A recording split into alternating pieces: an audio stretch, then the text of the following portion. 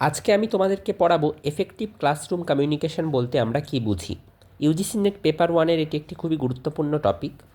Effective classroom communication, ক্লাসরুমে একজন teacher যখন পড়ায় তখন কীভাবে পড়ালে সেই পড়াটা সম্পূর্ণভাবে সার্থক হবে এবং এফেক্টিভ হবে এবং স্টুডেন্টরা সবথেকে ভালোভাবে সেটা বুঝতে পারবে, তার জন্য কয়েকটি গুরুত্বপূর্ণ ফ্যাক্টর বা ইন্ডিকেটর আছে যেগুলো টিচারকে মাথায় রাখতে হবে। যেরকম লিসেনিং, প্রথম ফ্যাক্টর।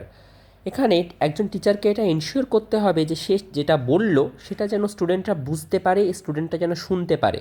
শুধুমাত্র বলে দিলেই হবে না, স্টুডেন্টদের থেকে এটাও শুনে নিতে হবে যে তারা বুঝতে পেরেছে কি পারেনি। Second is simplicity. একটা টিচার যেটা পড়ালো সেটাকে সিম্পলভাবে পড়াতে হবে এবং এমন শব্দ ব্যবহার করতে হবে যে শব্দগুলোর মানে স্টুডেন্টরা জানে, এবং নতুন কোনো শব্দ ব্যবহার করলে সেই শব্দগুলোর মানেও স্টুডেন্টদেরকে আলাদা করে বুঝিয়ে দিতে হবে। থার্ড যেটা ফ্যাক্টর সেটা হচ্ছে প্রপার অ্যামাউন্ট অফ রিডান্ডেন্সি। একটা টপিককে বারবার রিপিট করতে হবে যাতে স্টুডেন্টরা সম্পূর্ণভাবে সেটা বুঝতে পারে, এবং স্টুডেন্ট যদি কোনো পয়েন্টে আটকে যায় সেই পয়েন্টকে অনেকবার বলতে হবে যতক্ষণ না সে সম্পূর্ণভাবে সেটা বুঝতে পারছে। Fourth, feedback. ফিডব্যাক মানে স্টুডেন্ট যখনই কোনো কিছু বুঝতে পারলো তখনই সে মাথা নাড়াবে বা চোখ দিয়ে কোনোভাবে ইশারায় সে তার ফিডব্যাকটা জানাবে। সে জানাবে যে স্যার আমি এটা বুঝতে পেরেছি বা ম্যাম আমি এটা বুঝতে পেরেছি।